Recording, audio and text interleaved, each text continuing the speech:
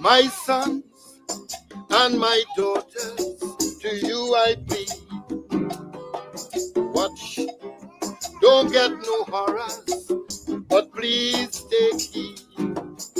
I know you don't want no sermon, but my admonition is to call you against all the evils of life that create strife and destroy life. Walk cautiously, children, be alert, because you have an enemy that's roaming the earth. I know you're young and restless, but you don't have to be careless. You see, sober thinking leads on to righteousness, to happiness, spiritual bliss. That's why I tell you this. Watch out, my children. Watch out, my children. It have a fella called Lucifer with a bag of white powder. And he don't want to powder your face, but to bring shame and disgrace to the human race. We're going to sing it again. Watch out, my children. Watch out, my children. We have a fella called Lucifer with a bag of white powder, and he don't want to powder your face, but to bring shame and disgrace to the human race. Oh, I give you my counsel because I want to see all you young people live righteously. What you feed your mind with forms your characteristics and shape the path that you must walk tomorrow. Darkness or glow, joy or sorrow, that's why I'm concerned. So watch out, my children. Watch out, my children. We have a fella called Lucifer with a bag of white powder, and he don't want to powder your face, but to bring shame and disgrace to the human race. Now we sing it again. Watch out, my children. Watch out, my children. It have a fella called Lucifer with a bag of white powder, and he don't want to powder your face, but to bring shame and disgrace to the human race. Oh, you are young, and your future is ahead of you. Right or wrong, sweet or sour, depends on what you do. Taking the wrong direction will trade your constitution and promote mental chaos and confusion. Then corruption will be in a man, and that is not God's plan. So watch out, my children. Oh, watch out, my children. It have a fella called Lucifer with a bag of white powder, and he don't want to powder your face, but to bring shame and disgrace. Let me talk to my children in Germany. Pass auf, meine Kinder. Pass auf, meine Kinder. Da ist jemand, der heißt Lucifer, hat eine Tutor mit weißem Puder.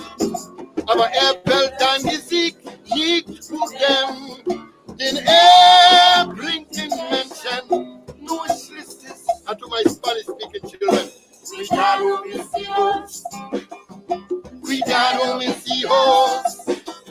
Hay un hombre que se llama Lucifer con una bolsa de polvo blanco. Él no quiere volver tu cara, pero para traerte y desgracia para la raza humana. How about my friends speaking children? Attention mes enfants. Attention mes enfants. Il y a quelqu'un appelé Lucifer avec un sachet de poudre blanche. Et il ne veut pas se poudrer le visage, mais apporter mon détresse à la soumet. To my chubby children.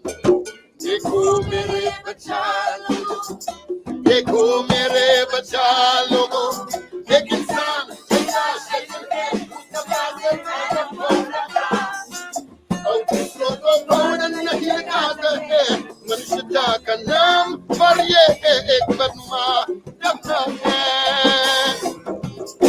watch out, my children.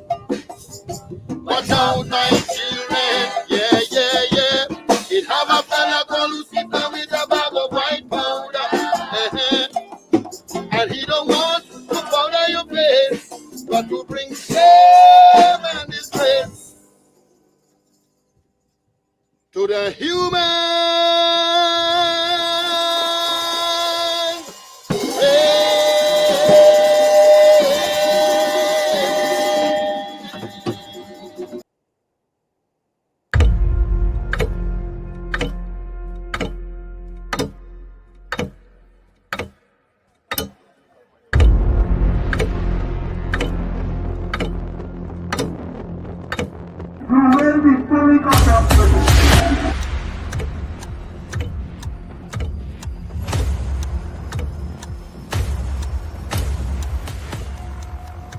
Mr. Watts, he has armed himself. Shots, watch it, tear gas. Live rounds, also I can see that.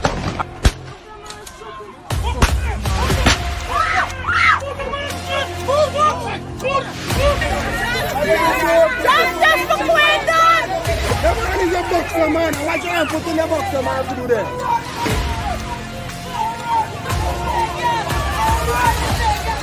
But since my cousin there, no, you come on the East Coast. You listen to me. Right? No, you come on the East Coast. You listen to me now. You gotta listen to me too, man. I am listening to Right? you. Now, I see you on the East Coast. The day when they get a protest of them, the next day, that's when you see one bigger heads come up to talk to my family.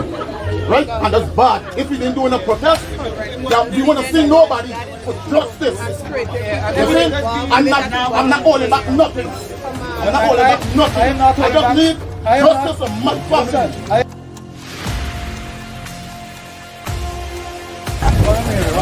I get visitors all of a sudden. All of a sudden, you all have visitors.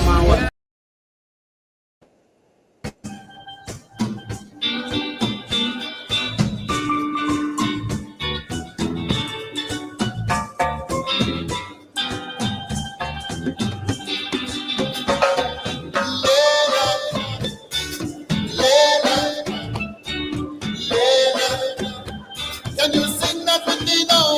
I say, Lela, Lela, la la la la la la la la, Lela, Lela, Lela. It is them cane fields, them slum yards, them highways and them ghettos that come between you and me. And all them wayward children searching in darkness without guidance for their ancestry. I see the rich, I see the poor on the land. In a ball of confusion, they live in the old and the young and them days when we were together, all of them times when we loved each other. No more smiling face. Oh, you're so serious. No more warm embrace. In my home, I'm like a stranger. lamenting Layla, Layla, Layla. If you want to sing, you can sing with me. I say Layla, Layla, Layla. There are memories of instant graveyards, though you tend to turn your sleeping eyes further away from the protesting voice of the people, leading a justified struggle to find a better way. I see the weak, I see the poor on the land. One man, one history, one culture, conflict with one another.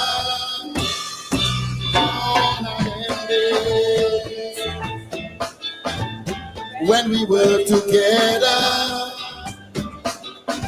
gone are them times when we loved each other. No more smiling faces, oh you're so serious, serious. No more warm embrace. In my home I'm like a stranger, and I'm empty. Layla, Layla, la la la la la la la Layla, I want to hear you lament to this sing with me now. Ooh, you, Layla, la la la la la la la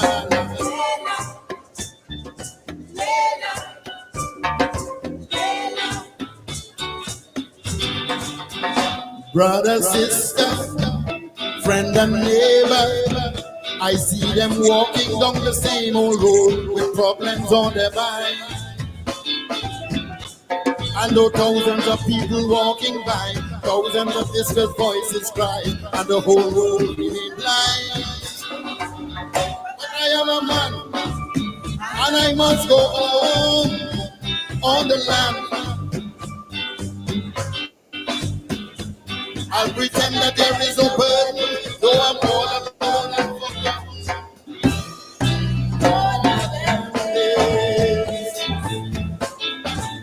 When we were together,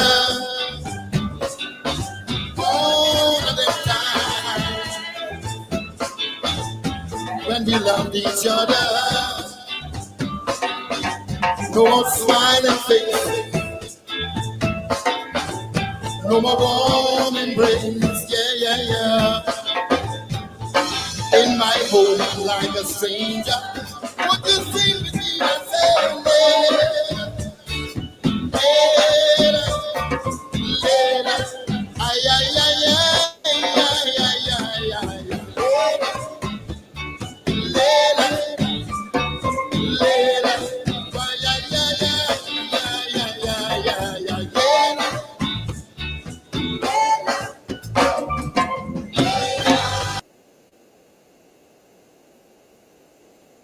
Oh, yes.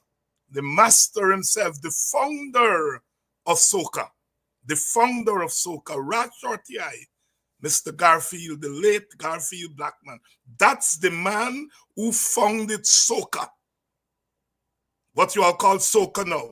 That's the genuine soca, the soul of Calypso. Mr. Garfield Blackman, Rat Shorty Eye, truly one of the greats of Calypso. Doesn't get mentioned much, but you learned it here. You heard it here live on Politics 101.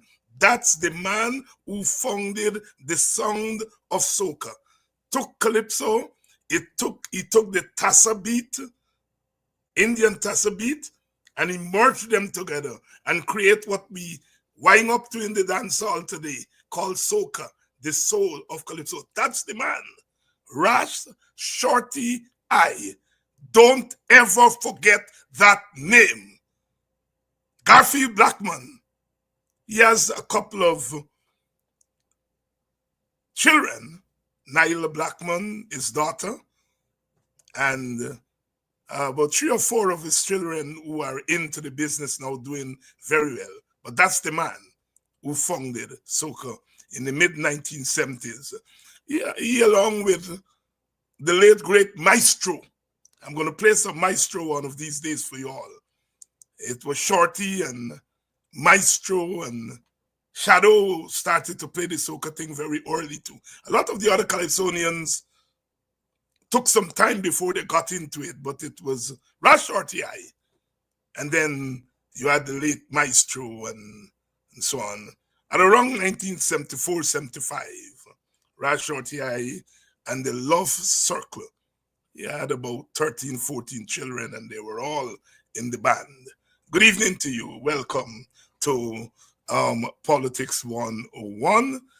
Tonight we are going to be talking with Deon Abrams, the chairman of the Working People's Alliance. I think he is almost ready for us. Almost. And Brother Tacuma Ogunseye, who is always ready for us. So please share the link. Good evening to you, Brother Keith Beresford. Well, I know I don't have to tell you who founded soca and what soca is. Soca, the soul of Calypso. Brother Ivor, who is another of the persons who is very deep in the culture, deep in the music. Welcome to Politics 101 on a Friday night. We usually have Dr. Vincent Adams here tonight, but he's absent.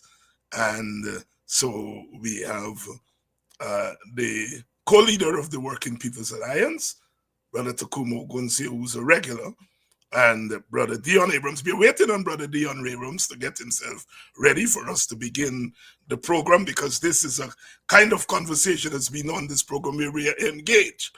We're engaged with our audience, with our conversation, and not with the comments. You know, sometimes we get buried into the comments and we are not in with the conversation. We're waiting on Brother Deon and to get himself all ready, and Brother Tacuma Ogunseye, who is almost ready. And Brother Tacuma Ogunseye's video is being fixed as we speak. But welcome to this evening's edition of Politics 101. We had the visit of the Secretary of State, to Guyana yesterday. The third Secretary of State, American Secretary of State, to visit our shores in the last 5 years or so, says a lot about our country, and so on. So let's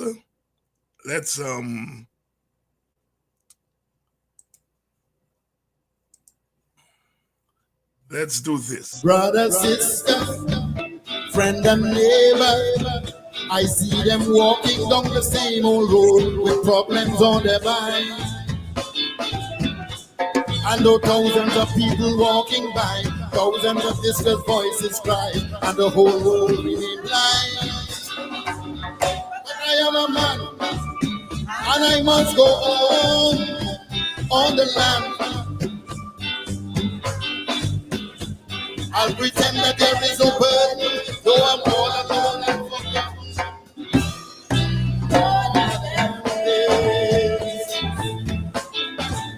When we were together, all the time, when we loved each other, no more smiling face, no more warm embrace, yeah. In my home, I'm like a stranger. What you see with me, I say,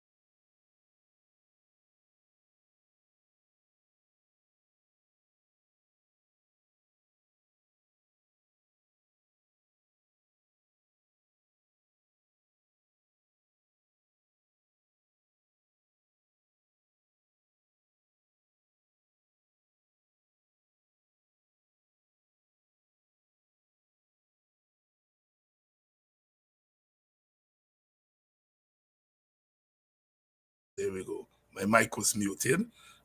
Welcome again to Politics 101 on a Friday night. We were having some technical problems with Brother Tacuma's video, which is being fixed. We come on here tonight, and Sister Melissa Atwell was released or was put on bail this morning, and we are all caught up with that. She was released on bail, we would imagine by now, and that was a good start to our day today. Lots of Guyanese well-wishers are very glad with that development. Please share the link and let everyone know that we are on. Good evening to Flash Gordon. Good evening to Karen. Caesar. Good evening to you, Sister Karen. Sister Imelda. Good evening to you, Sister Pam. Good evening, Brother Victor. Brother Victor Ben. Good evening to you all. Brother Glenford Gordon, who is one of our regulars. Welcome to Politics 101 on a Friday night. Brother Cyril, Sister Allison, Sister Diane, welcome to Politics 101. Let's start the conversation. Brother Deon Abrams is here. I think he's ready for us. We've been waiting for him to give us the signal when he's ready. I think he's ready now. Brother Deon, are you ready for us? Yes, sir, I'm ready. All right, good. Thank you very much. Little delayed start. Brother Ogunseye's video is being fixed. Brother Deon, good evening. Good evening, again. Dr. Hines. Yeah. And good evening to all the viewers out there. And you haven't been on for a little while, and we like to welcome you back. We got news today that Sister Melissa Atwell was released on bond today. Any quick thoughts and quick comments on that development? It's a good development because the circumstances surrounding her incarceration are still, of a concern to many of us. And my only hope is that while we appreciate her being released, is that this does not put a damper in our activism, because it has been touted many times by people we are familiar with that, just got to lock them up and they're going to shut them up. All right.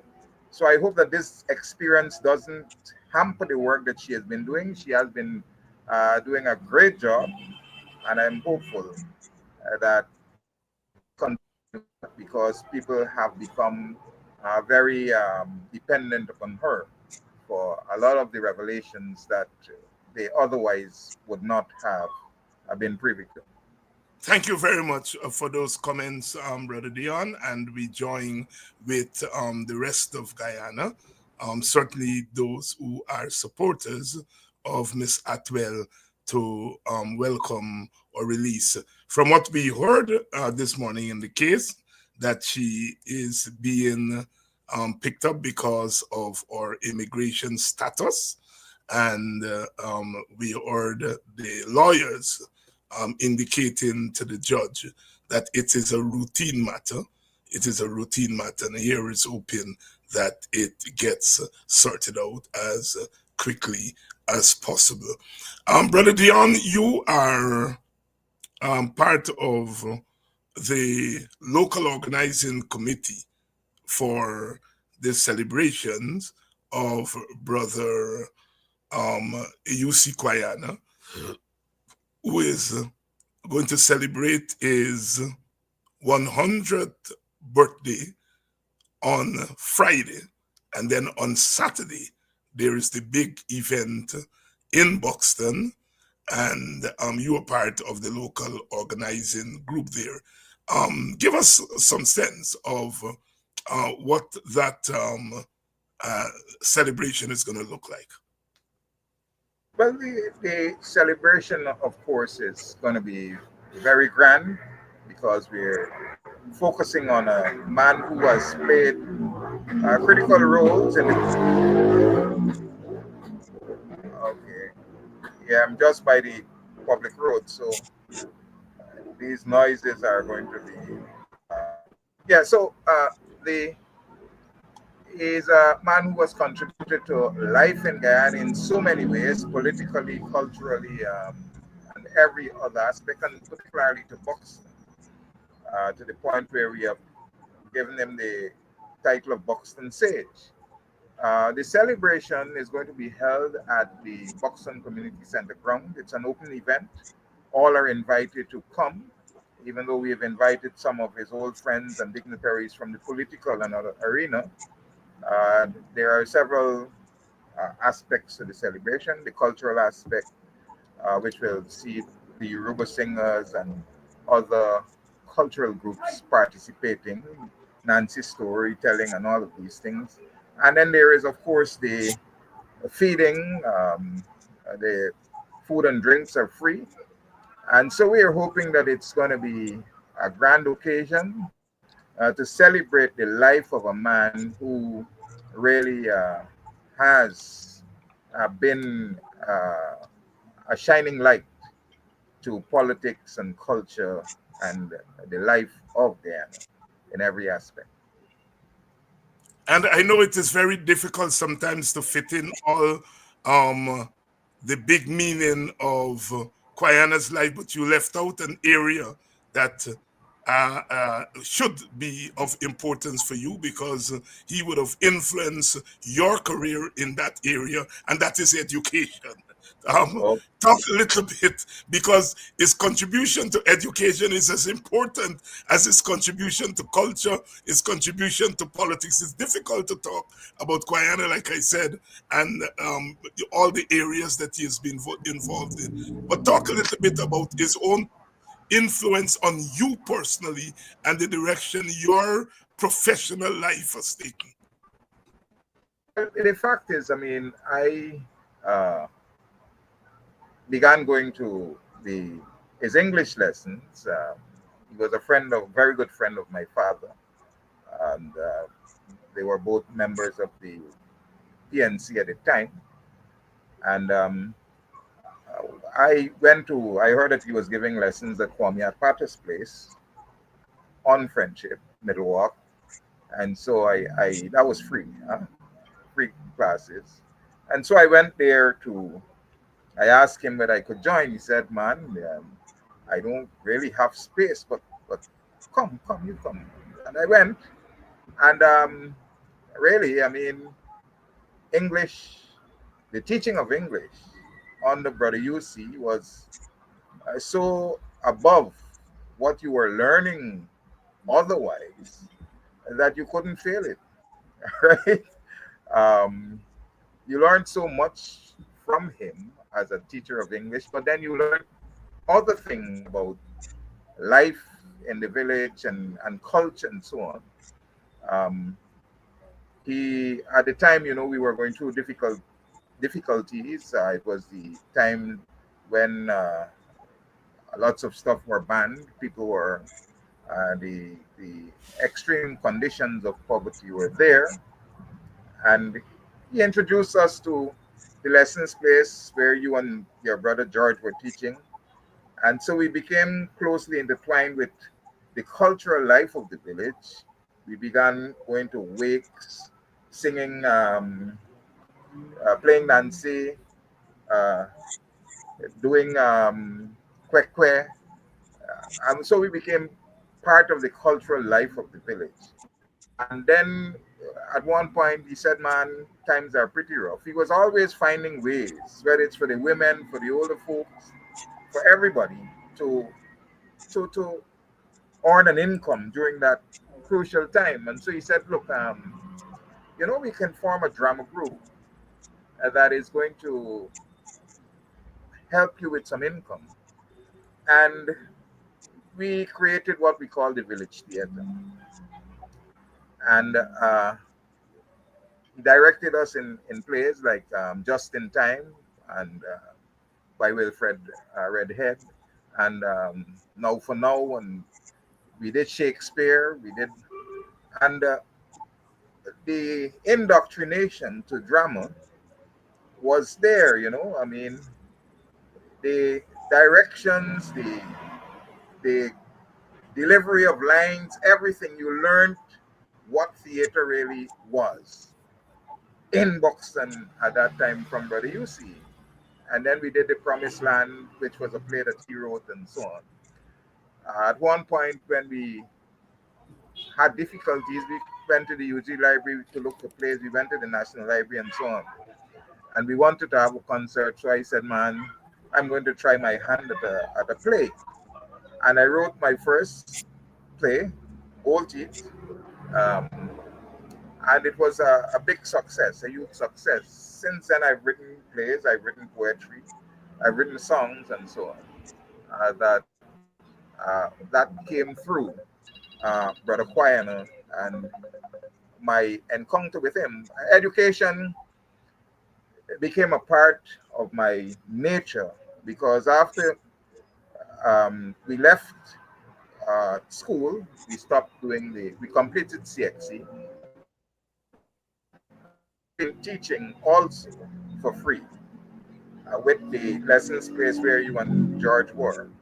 And subsequently, when you all left in 1987, that was left entirely to me and Brother Corbett and so on. We took over the running of the free classes along with Quayana. And from there, I mean, naturally, I gravitated to teaching in the public sphere. And that is where I basically remained until I retired. Brother Deon Abrams here tonight talking about Brother UC Quayana, who is going to mark his 100th birthday. 10 plus 3 scores. 10 plus 3 scores. The big commemoration is going to be in Buxton this coming Saturday. Please, those of you in Guyana, please go there and really celebrate a tremendous influential Guyanese. You heard there Brother Deon talking about Lessons Place. Lessons Place was an old liquor shop. People had closed down and gone away to America, and we asked them permission because we had gotten a sense that the schools were not doing enough in terms of education. And Brother Quayana and my brother George, Brother Quayana would give lessons at his house, 20, 30 people. My brother George would give lessons at my house, our house, another 10, 15. And we decided that people were asking to come into the lessons. And we decided to ask the Spencers if we can use that building. And they said yes, for free. And we went to that building and began to hold lessons. And it got to 100. And then we found people were still coming and there was no space. In the evening, we serviced close to 400 children at that lesson place. We started to do it in shifts, The children would start to come at 3 o'clock in the afternoon. We do from 3 to 5.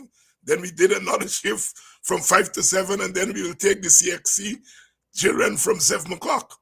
And Brother Deon and so on were in the CXC class. And so we asked them to come early to help us with the 2 shifts early because we didn't have enough teachers. We didn't have enough space. They were close to 300 to 500 children per day in that small village. And the parents would complain. The children would say they belly out in them during the day because they didn't want to go to school.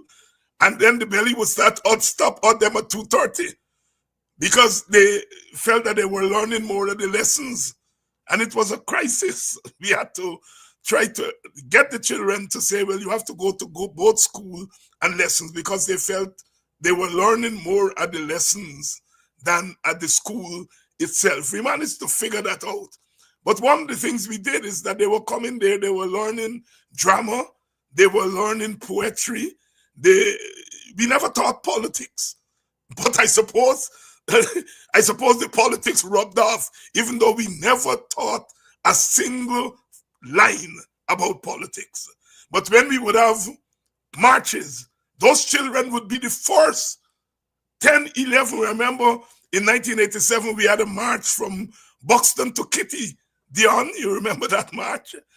And these children, 8, 9, 10, 11 years old, marched with us from Buxton to Georgetown, Kitty Market Square, and their parents allowed them to. And they were very happy to come. You know, I mean, you're not going to get that kind of thing. So an entire generation or two we were molded by that kind of activism in education. Brother AUC really inspired. And it's interesting that so many of us, as what they call Quayana boys in Buxton and girls, we went on to be teachers, among other things. So if you are in Guyana, please, Brother AUC will be in Guyana. Will be in Guyana. It was quite a thing to get him to travel. You know, he's 100 years old, but he will be there in Guyana if you can turn out. Welcome to those of you who are joining us. I think Brother Ogunseye has sorted. Brother Ogun, good evening. Brother Ogunseye, good evening. Are you hearing us? Viewers, I'm getting a hard time. I'm hearing you. All right, go right ahead. We are hearing you. Go right ahead. Yes, we are hearing you. Go right ahead. We are talking about. Yes, we are hearing you. We are hearing you, Brother Ogunseye. It seems as though you are not hearing us.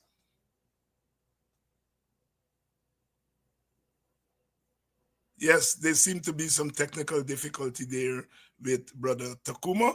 Brother Deon, let's get you back in the thing. Please keep your head up so that we can see your face. Brother Deon, let's talk some politics.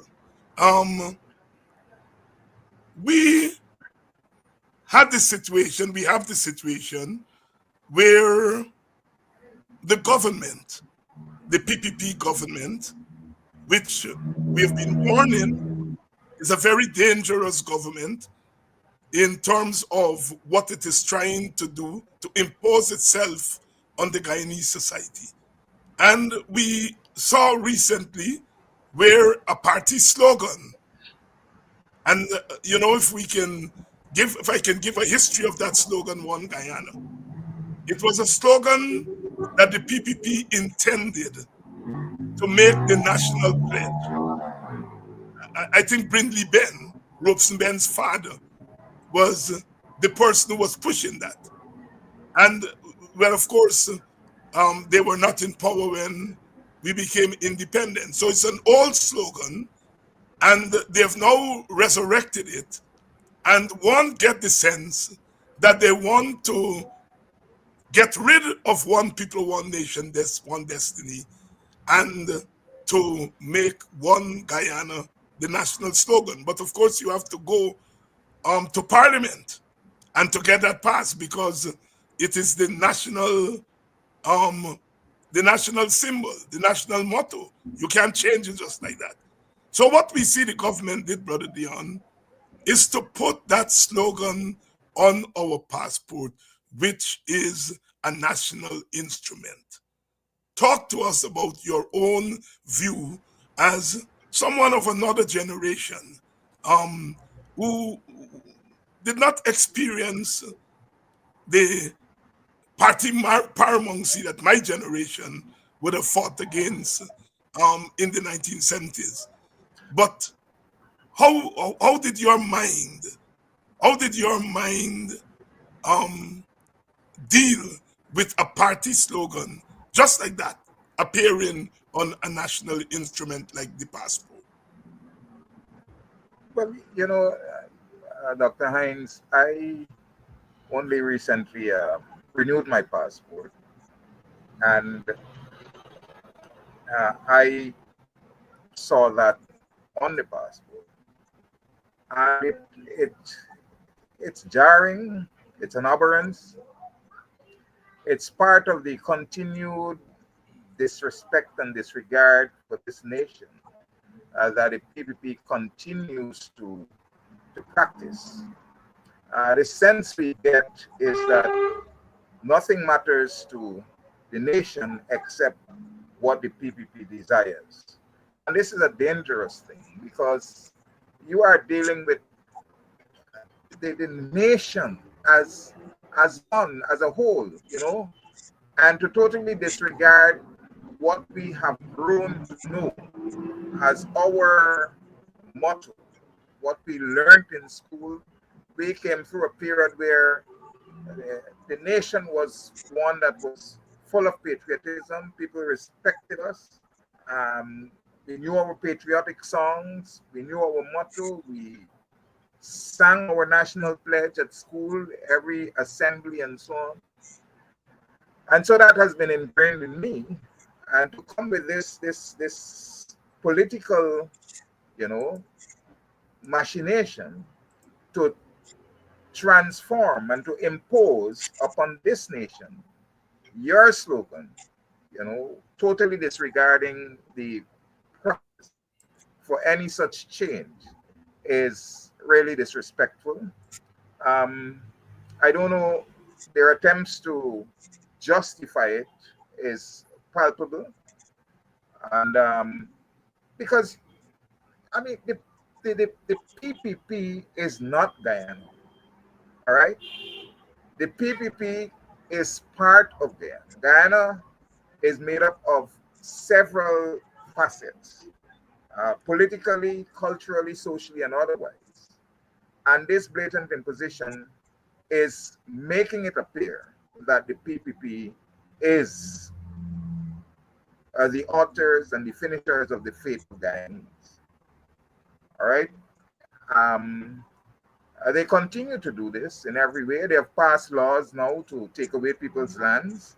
And only today I was reading Adriana Thomas's letter in the newspaper in relation to the oil and gas, the route of the pipelines, that they're wanting 300 feet of land from the road. You know, so they're going to consume all of the prime property along the main highways that they're building so that they can give it to who they want. And the minister now has that authority to take away people's land. So we are in a serious crisis in relation to Guyanese and our rights. And I'm wondering whether with all the legal minds that we have, whether nobody is thinking of taking this matter to court. Because I want my passport changed without one Guyana. It's distasteful, disrespectful, you know, and really it should be. So many things are happening. It's not driving us to a level where we are saying enough is enough. And this is beyond. Yeah. And I hear you with that, and it's point well taken. But you are a political activist, and we have been saying, you know, for 5 years, enough is enough. And you know, we have been working on Tuesday for 2 Tuesdays. We had people assembling at the Square of the Revolution in demonstrations. You know, you have been in politics long, and you know that ordinary people don't get up in the morning and say, we are going out there. We are noticing what's happening in the Indian community with the Mohammeds going in there. Don't you think that there are some small steps that people are hearing? Can we talk about, yes, the fact that we have not protested as much as we should, but aren't you seeing some small changes? No? Maybe my expectations are too great, but there are. The fact is that people are aware, Because when you have conversations with people, they understand what is happening in the country. But we also have to take into context the nature of the PPP and what it has done to the psyche of the Guyanese people. They have basically beaten people to the ground. The fact that they have kept them in poverty, so that they cannot, they in their minds that that people will not be able to carry on any prolonged struggle, like staying away from work and so on. And that is why they continue to try in every way to take away monies from teachers, because that is where the crunch is, and they will not increase salaries so that people can feel more comfortable and lively in terms of their ability to sustain themselves. And the other thing is the use of the police to basically, murder people. We have the Linden situation, Quinlan Bacchus' situation. And so the state now has become a weapon against the citizens through the government that is in charge of it. And so there is this fear. And then people who speak out, look, we have a fireman who has come on the air and has spoken out against the atrocities of a man who really seems not to have any sense, and that is the Minister of Home Affairs, Ben.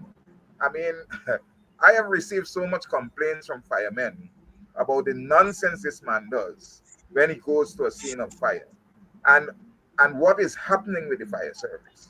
All right, they have superseded people. I mean, every day, as the young man said, somebody from the Ministry of Home Affairs who really has no authority to dictate the terms of the fire service are there, and the bigger ones are afraid to say anything.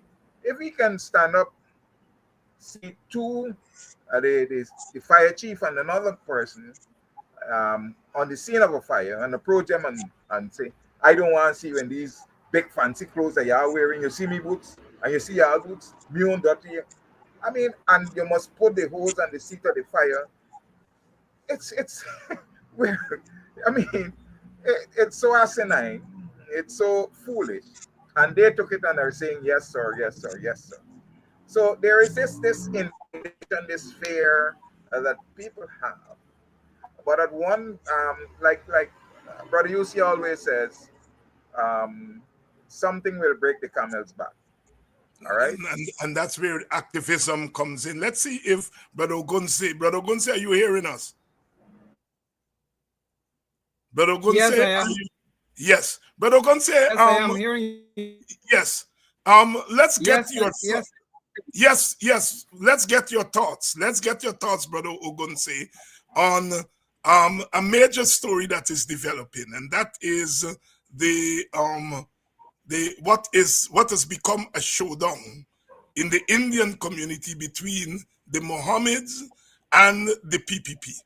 Interestingly, the PPP has been battering the WPA for saying that you ought not to come in to the African Guyanese community and attempt to buy their votes. It is not democratic politics. It's not decent politics. And they were justifying it. And then now we have Mr. Mohammed going into the Indian community and sharing out money, in effect, buying votes, buying support. And the PPP has let loose on him, and we are seeing physical altercations in the Indian community, which you're not seeing in the Black community. Physical altercations. Your thoughts on that development there? I think it's an important development because the contradictions in the Indian community is emerging, and in political struggle, as much as we may want to dictate the pace of struggles, many times we can't, and we have to move the flow of things. PPP's attitude to the Indian community has a history. The PPP have always took to themselves that the Indian community belongs to the PPP is private property. And no major challenge from a secular community, as is reflected by the action of Mohammed and the Mohammed groups, the PPP for the first time in a recent political engagement, they felt a sense of threat that they could lose control of the Indian community in a way that is unprecedented. They're going to fight that with all the strengths that they have. But I think it is important because whatever the contradictions that is driving this division between them and the Mohammeds, I think it's politically important. And I think that in process, we have to insist that the government treats the Mohammed as a citizen expected to be treated, and that his rights to freedom of movement, his rights to enter communities and seek to mobilize and influence people is a constitutional right, and all citizens have. And in the case of Mohammed, since it is causing PPP some Ogunseye, you're breaking up very badly. You're breaking up very badly. Unleash political violence Ogunseye? on the Mohammeds. We only expect more to, but it's a clear demonstration that PPP is beginning to have real fears about losing. Brother Ogunseye is breaking up there. Brother Deon, let's get you in on this question because there's a lot going on in that story. One, the hypocrisy of the PPP and Indian activists who are telling us we are behaving as if we own Black people. They're telling us that we are not according Black people the right to go and join the PPP. And now, Mohammed is going in to the Indian community, and they are literally, in words and action, saying to him, you have no right to come into this community and try to influence people. And in a real way, in a physical way, they are beating him out of the community. There are fights between his supporters and the PPP supporters. Sometimes we have seen PPP parliamentarians and community leaders there. What height of hypocrisy? And then talk to us about what your party sees as the significance of the Mohammed development. I should say, and I will preface my comment by saying, if this public rivalry between the Mohammeds and the PPP is real, then we have to be concerned about what is happening. Like you said, the PPP has always demonstrated that others should not venture into their turf, even though when you try to tell them the same thing, then they lambaste you as they have been doing with you for criticizing their approach to buying votes in the African communities. Now, the fact is that what is happening is basically what Jack View has been preaching to them. I mean, is Babu John's speech of beat them out, chase them out, has now applied not only to APNU and the AFC or any other political party, but it is applied to an Indian person whom they believe, if this is a genuine rivalry, that he can be a threat to them. And it's bad for politics in any society because every individual has a right to campaign freely and to venture into any part of the country to wage his campaign. But like we have seen, the PPP has always not only now, but they've always had this way of making it appear that the Indian community is only for their presence and their influence. The WP experienced that in its days of campaigning, where we were actually told that, you know, the PPP should campaign in the Indian areas and the WPA should stay out. And our supporters, who are many of our, we had old stalwarts in the WPA who left the PPP, and they bore the brunt of assault. Currently, that is more vicious right now because Indians who are against the PPP continue to face challenges and threats from supporters of the PPP wherever they are. It's really disgusting. And as a political activist, I believe that Jack Deon, who would have instigated this kind of thing with his basic, arrogance in himself and preaching of that message, should speak to his supporters. Look what has happened. They arrested the man who was hit by a PPP supporter, a friend of the president, and so on. Pictures of showing the president hugging her up and so on.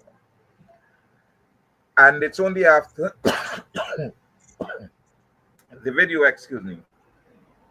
was released that the man was released by the station. They haven't arrested the woman. What message does that send? That it's okay for you to do it, that you have the backing of the state, you have the backing of the police. And then Travis Chase mentioned on the news that efforts to get a commander to comment on the situation proved futile. So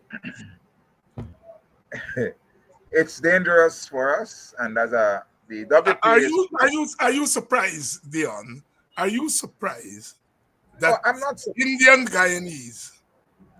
Guyanese are coming out into the open and denouncing the PPP and basically saying to a non-PPP person, because I don't think Mohammed has said he's a political leader, but saying to a non-PPP person that we want to throw our support behind you. Is this something that you could have imagined 6 months ago, 4 months ago?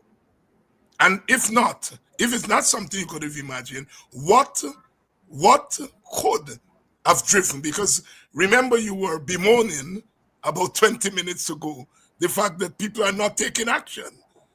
Here in the Indian community, they are taking action. What has changed in the Indian community, in your mind, in the last 2 months, 3 months? The grouses were always there, and we had snippets of it, Dr. Hines. When you read Facebook and so on, we know that the PPP has a machinery that everything that criticizes the PPP is met with some kind of comment from nameless and fictitious names and so on. They have that machinery there. But there have been people who were speaking out, who were bold enough to come out to talk about what is happening in their communities, that the hugging of all the contracts by friends and families of the PPP, that the nature of the administration is one that they're concerned about corruption, the deep corruption of the PPP, that they are not getting attention as they should, even in the rice industry and what is happening, even though they're giving Gaisuku all this money. All right. I have heard Indians say that instead of wasting the money like that, that they should be trying to change the nature of Gaisuku so that it becomes more aligned with modern crops and so on, change the production of sugar to something else. So the grouses have been there, but a figure that seemed powerful enough to, within their ranks, all right, give them that sense of security and boldness was not present. It and so when Muhammad came along, he not only came with his humanity and his humanitarian, givings to the poor and the powerless in the society, but he also came with a financial backing which somehow gave him a kind of authority above others. Because he's wealthy, he's young, he's also seen as a powerful being. And so they feel secured that if they take action, that he can somehow, protect them and give them that kind of assurance of power and protection. And that is what has changed the dynamics. It is what C.L.R. James, the great philosopher, called the convergence of time, place, and person. And it is one of the reasons that I always say to comrades who get impatient that sometimes this thing happens like a thief in the night, right? You have the place, you have the time, but you may not have the person who comes along who is able to absorb the energies that is latent in the community. And I think there are lessons there for the African Guyanese community. First of all, I think some of us wrongly felt that it was only Africans who were vulnerable to people coming and throwing money at them. We are seeing that Indian people are vulnerable to it. To poor people of all races are vulnerable. If you have a lot of money, you come and you throw money to them, they're going to gravitate to it. It's not just Africans, it's not just Amerindians, but it's also Indians. We never thought in our commentary that East Indians were like that, and that Mr. Mohammed has shown that. Now, it's a new dimension in our politics. It perhaps was always there at a certain level, but I think more and more we are seeing people who come and throw money in a community get the kind of response that political activists don't necessarily get. It's a new dynamics in politics that we have not worked out. And I think that is the reason that why some of us are shocked at what Mohammed is able to do in the Indian community. It's a combination of the money that he has and his capacity along with that money to really draw out in the Indian community what many of us thought didn't exist. In the African community, you are living there in an African community. About 6 months ago, 5 months ago, a year ago, there were concerns that a lot of our young people were falling prey to the PPP's dangling of money. Have you, in your community and moving around the other adjacent communities, have you seen any slight or more than slight change in that dynamic in recent times? The dynamic of them giving out the money? No, the dynamic of young African kids appearing to want to sell their soul and their vote without thinking to these slave catchers who the PPP is sending into the community. Have you seen some reversal in that kind of chat among African youth in your community? The thing is, I think our youngsters are becoming more wise because they're being spoken to. There are still those who somehow believe, because I was even talking to a friend, a medical doctor, a friend of mine who lived for many years in the States, and he was relating to me his conversation with one individual who seemed to believe that these largesses of the PPP are, blessings to the black people. He was telling him, man, apply for a house lot because if the PPP lose, you're not going to get it, and so on. So there are messages in some people's minds that the PPP is really concerned about Africans and that what they're doing for them is because of this love And but we have to let them understand, that the But are we PPP. doing that? What I'm asking is that in recent times, have you seen a pushback in our community against that? We know that the PPP is spreading this propaganda in the black community. We know that some black youths have been holding on to it. But have you seen in recent time, judging from you're moving around the community, have you seen a kind of pause or pushback on that? That is what I was going to. Yeah. That our youngsters are not that unwise anymore. They're understanding that this gimmick is just a part and a parcel of an attempt to use, and it's because of education. The the media now is not only in the hands of the PPP, and that's a big factor in making people understand what the true nature of the PPP is.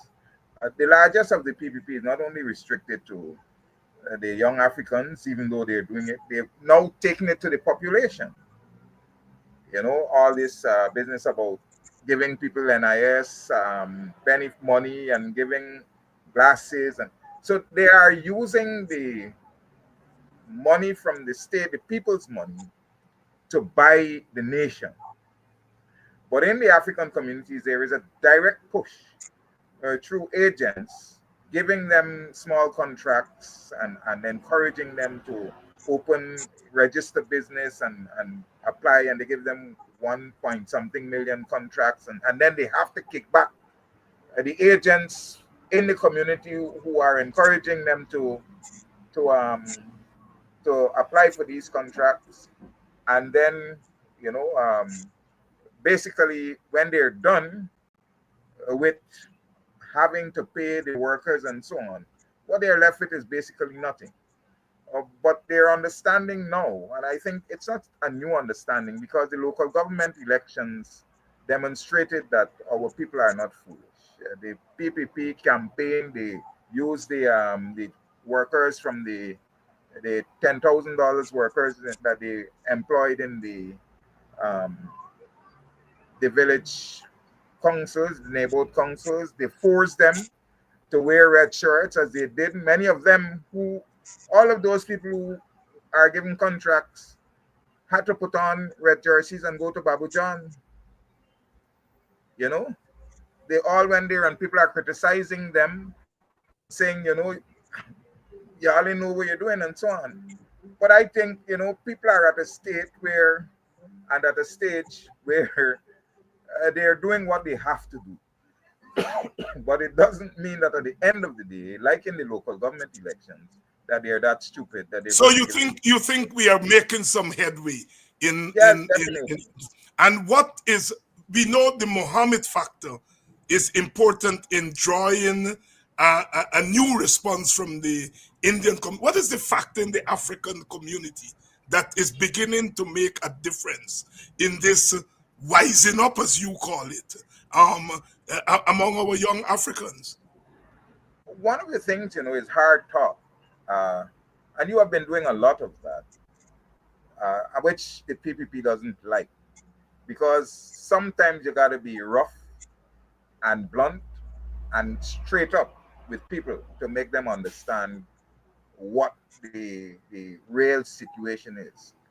And you're um, taking them to task, particularly with this business of them being lick bottoms and all of that, would have resonated within the communities and made them, the youngsters and everybody else, take a new look at their presumed relationship with the PPP. It has brought to them, the shock that they needed to get, so that they now have begun to be more circumspect in terms of what they are thinking and what they are doing. Uh, and I'm hopeful, that I'm saying that we have to continue to hit them with messages that are not patting them on the back. Let them know as plain as day that the PPP doesn't like black people. Look at what is happening in the all these schemes that they are running to siphon off money from the coffers of the state. Every time a scam or a scheme comes up, who takes the licks? The permanent secretary, Oprah Day. Look at the faces of those people. It's never an Indian. When the Indian becomes involved, somebody else that is not Indian, which is an African Guyanese, is put forward as they want to take the blame.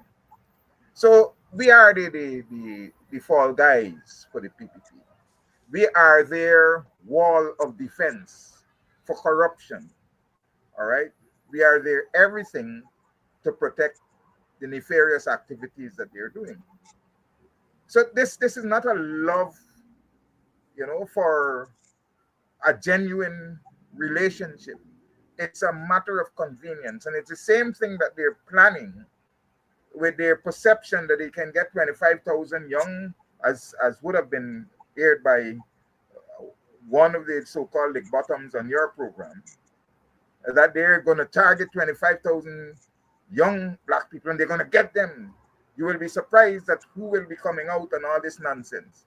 You understand what I'm saying? So that is their only need for us is to win the elections. And after that, what happens? We're back to square one. Brother Deon Abrams, the chairman of the Working People's Alliance here tonight. Deon is there in Buxton on the East Coast, and his insights are very important because it gives us an insight from the ground. Deon, one of the issues that has been animating the country in general, but especially the support base of the opposition, is whether the opposition would be going into the election as a coalition or not. Give us a sense what you are hearing, especially from the younger people there in Buxton. And Buxton is a barometer of, the black community, places like Buxton and Linden and so on. People tend to look at those communities, Georgetown, to see and hear what's happening to get to have a sense. What are you hearing on the ground? As far as people's sense of how we should move in the election?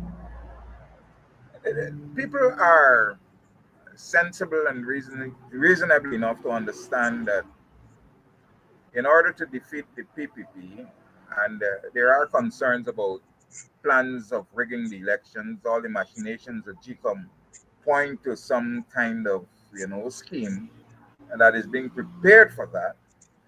But people are of the sense that just as you were able to defeat them as one body against them in 2015, that is the way to go. And they're concerned that we are still at a point where some groups are believing that, they must walk the road alone again. The fact is, if we do that, we may not come out with a victory that will see the back of the PPP. We may have possibly a situation where there is a minority government. But the minority government, how effective was it in dealing with the PPP and their slate of hands in relation to the economy? All right.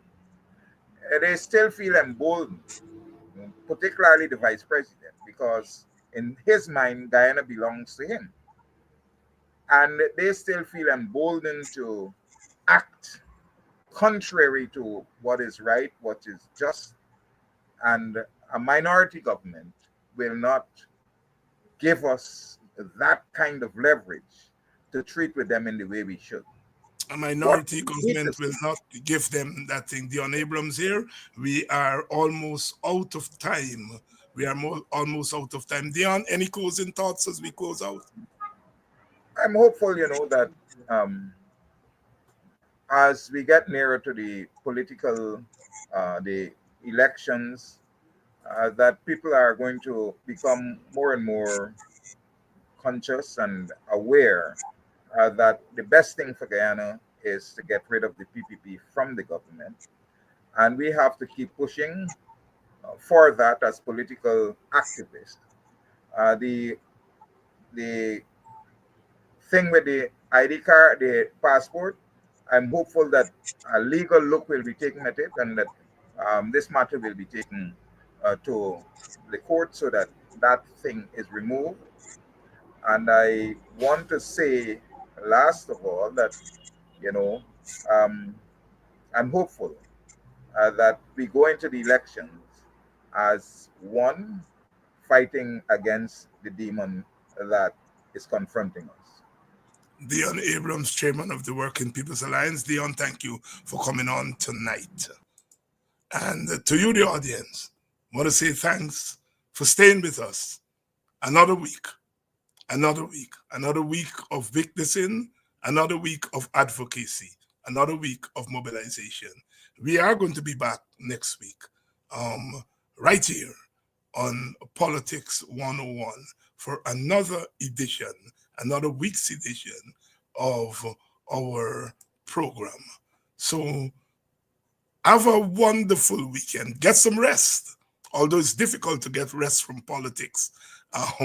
But do get some rest and replenish the stock, refuel as we come back next week to continue our struggle.